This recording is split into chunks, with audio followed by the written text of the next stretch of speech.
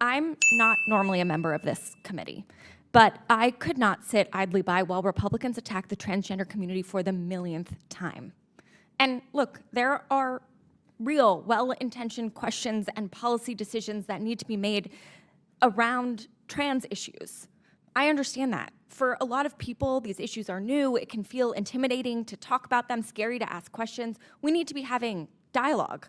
But that's not what we're doing today in this hearing. This hearing is a waste of time and neglects to provide actual oversight of the ways the Trump administration is dismantling our government and hurting women and girls. Madam Chairwoman, would it be accurate to say that you believe no one should receive gender-affirming care? I believe that no minors should receive gender-affirming care, sex changes, mutilating their body. Okay. They can't vote. They should can't receive get a gender-affirming care? tattoo. They can't drive a car. Okay, they thank can't you. join the military. Thank you. I ask this because many people believe that Botox, filler, boob jobs are all gender-affirming care, and I know many of my colleagues, probably on both sides of the aisle, have partaken in this gender-affirming care. But okay, let's take this committee at its word that this hearing is about protecting women and girls. Ms. Goss-Graves, the Department of Education's Office of Civil Rights is the primary entity that investigates discrimination against women and girls in sports in school. Is that correct? That's correct. That protects women and girls against sexual assault, whether in sports or elsewhere. Is that correct? That's correct. All right. Well, then would you say that getting rid of the Department of Education's Office of Civil Rights would hurt women and girls? For sure, as did the cuts to the Office for Civil Rights, the group that actually responds to Title IX complaints. That's exactly right, which is why I find it so interesting that the Trump administration has already closed more than half of the offices of the Office of Civil Rights in the Department of Education, including an office in California that is in the middle of an active discrimination investigation. You would think if we were concerned about protecting women playing sports and protecting their Title IX rights that we would want to be actually looking into why we're closing these offices, not what we're doing right now.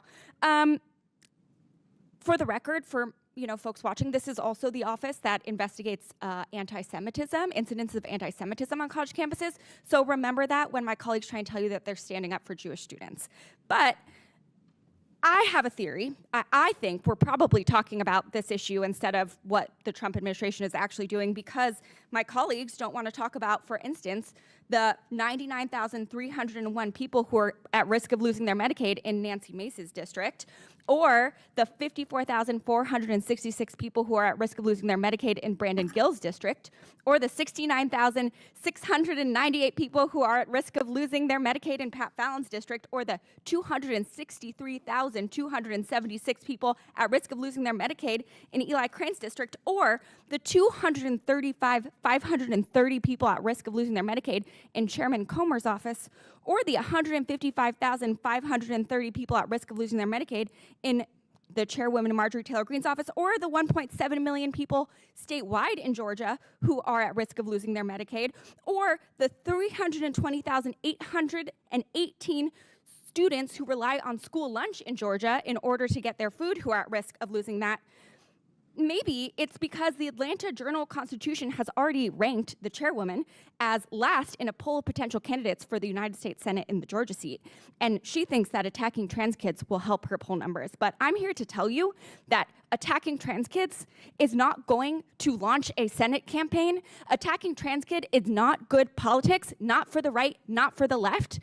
The American people did not say that they hate trans kids and they hate trans people in this last election. What they said is that they want us to take care of them. They are mad that someone else is getting surgery paid for when they are drowning in medical debt. They are mad that someone else is getting housing paid for when they can barely afford rent.